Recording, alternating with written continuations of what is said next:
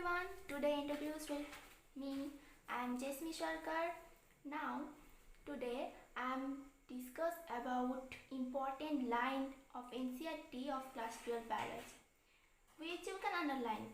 That is biotechnology, a most important chapter for NEET aspirants. So, students, let's start with me. Biotechnology. There has a definition given by EFB. EFB stands for European Federation of Biotechnology.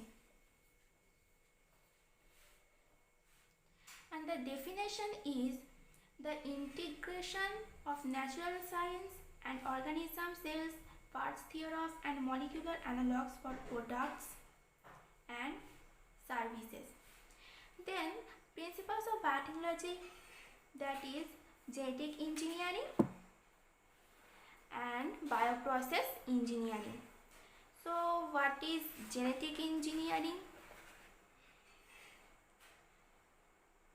That is techniques to alter the chemistry of genetic material, that is DNA and RNA, to introduce this into host organism and thus change the phenotype of the host organism.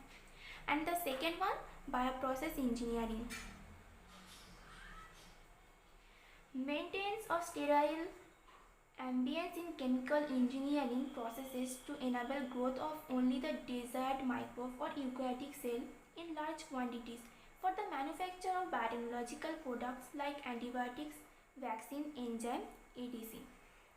Now, the technique of genetic engineering, which include creation of recombinant DNA, use of gene cloning and gene transfer, right? And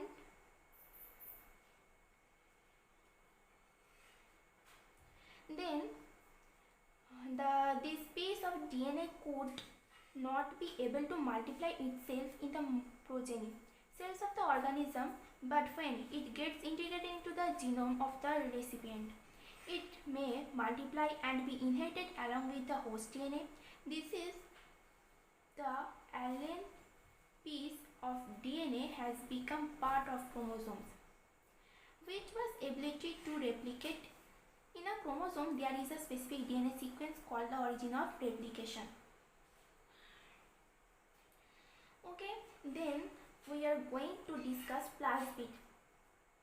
The construction of the first recombinant DNA emerged from the possibility of linking gene encoding antibiotic resistance with the negative plasmid, that is autonomously replicating circular extra chromosomal DNA of Salmonella typhi.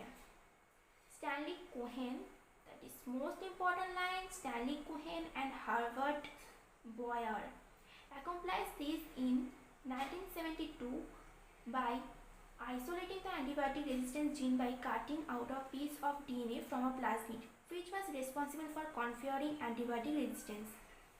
The cutting of DNA at specific location became possible with the discovery so called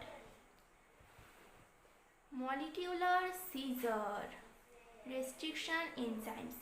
The cut piece of DNA was then linked with the plasmid DNA. This plasmid DNA acts as vector. So the plasmid DNA acts as a vector to transfer the piece of DNA attached to it. And also enzyme, the linking of antibiotic resistance gene with the plasmid vector become possible with the enzyme DNA ligase, which acts on cut DNA molecules and joins their ends. So this makes a new combination of circular autonomously replicating DNA created in vitro and is known as recombinant DNA. When this DNA is transformed into Escherichia E. coli, a bacteria closely related to Salmonella. E. coli was cloning of antibiotic resistant gene in E. coli. Then the tools of recombinant DNA technology. Now we know from the foregoing discussion that genetic engineering or recombinant DNA technology can be accomplished only if we restriction enzymes, polymerase enzyme, ligase, vectors, and the host organism. Let us try to understand some of these in detail. So what is restriction enzyme? In the year 19